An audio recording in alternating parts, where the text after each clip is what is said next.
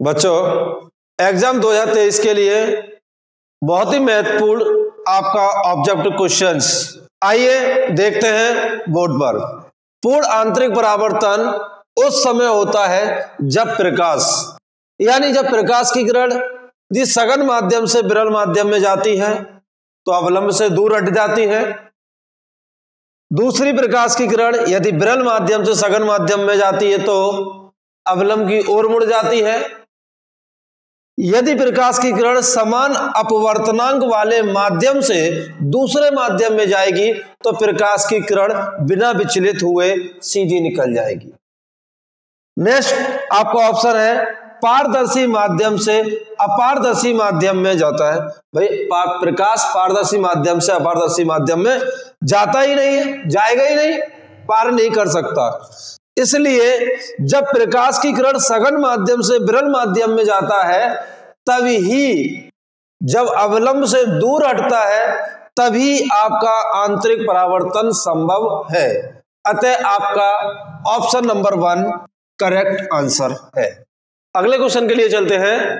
अवतल दर्पण द्वारा किसी वस्तु का सीधा व बड़ा प्रतिबिंब बनाने के लिए उसे रखना होगा, उसे कहां रखें?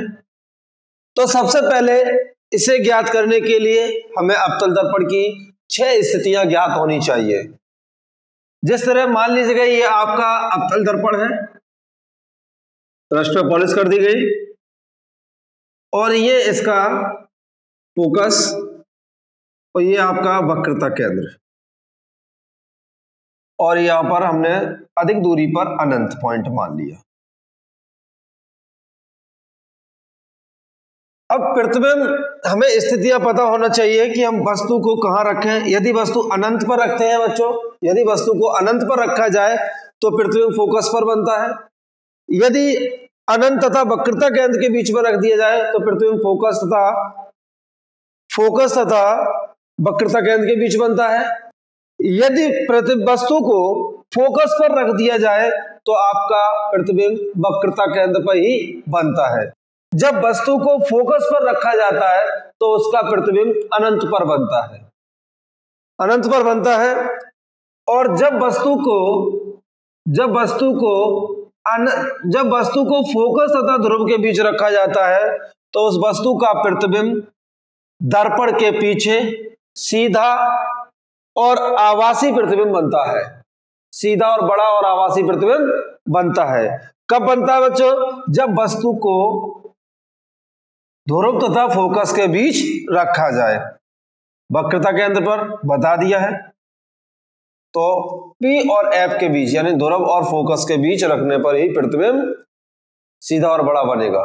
नेक्स्ट अगले क्वेश्चन के लिए, यदि कोई वस्तु पर एक उत्तल लेंस के सामने 2F दूरी पर रखी हो तो प्रतिबिंब बनेगा। कहां बनेगा प्रतिबिंब? क्या F पर बनेगा, क्या 2F पर बनेगा, या अनंत पर बनेगा, या 2F से अनंत के बीच बनेगा? बताओ बच्चों कहां बनेगा। तो आइए आपको स्थिति बनाते हुए दिखाते हैं। ये आपका एक उत्तल लेंस है और उत्तल लेंस में ये आपकी प्रारंभिक F फोकस दूरी होती है। उसके बाद जस्ट इसकी दुगनी दूरी पर 2F, जिस तरह दर्पण में वक्रता केंद्र होता है तो इसमें 2F होता है, उतना ही इधर आ जाएंगे तो ये आपका F और इतने के बाद इतना पे आपका 2F होता है। ठीक है।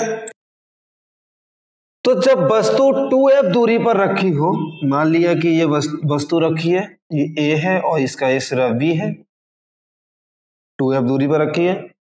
यहां से एक प्रकाश की किरण समांतर जाएगी, वही नियम जो प्रतिबिंब बनाने के नियम में सिखाए गए थे कि समांतर किरण अपवर्तन के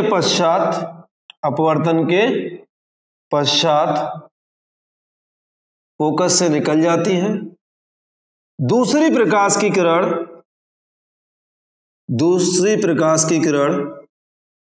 प्रकाशिक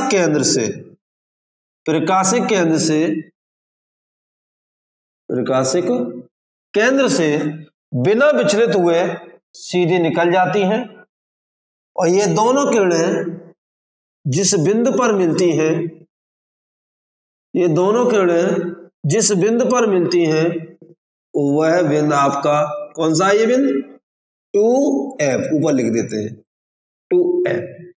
तो इसका मतलब ये हुआ बच्चों, जब वस्तु को 2F दूरी पर रखते हैं तो लेंस के दूसरी ओर 2F दूरी पर ही बनता है। तो इसका मतलब आपका राइट आंसर कौन सा है? 2F पर। अगले ऑब्जेक्ट के लिए चलते हैं। लेंस के दोनों वक्र पृष्ठों के वक्रता केंद्रों C1 और C2 को मिलाने वाली सरल रेखा कहलाती है। आप जानते हैं, देखो ये है आपका लेंस और लेंस के दोनों तरफ आपका होता है, पहले होता है फोकस, प्रथम फोकस और द्वितीय फोकस। उसके बाद आपका वक्रता केंद्र यानी इधर C1 और दूसरा इधर होगा C2। C1 और C2 को मिलाने वाली रेखा को जो हम कहते हैं उसे हम मुख्य अक्ष कहते हैं, मुख्य अक्ष। इसका दूसरा नाम भी आ सकता है, इसे प्रकाशिक अक्ष भी कहा जाता है, प्रकाशिक अक्ष या मुख्य अक्ष। तो आपके ऑब्जेक्ट में है मुख्य अक्ष, मुख्य अक्ष इज राइट आंसर। फोकस दूरी F एवं वक्रता त्रिज्या स्मॉल r के बीच संबंध है। क्या संबंध है?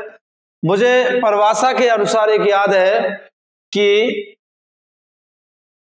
फोकस दूरी वक्रता त्रिज्या की आधी होती है, यानी फोकस दूरी F वक्रता त्रिज्या r की आधी होती है।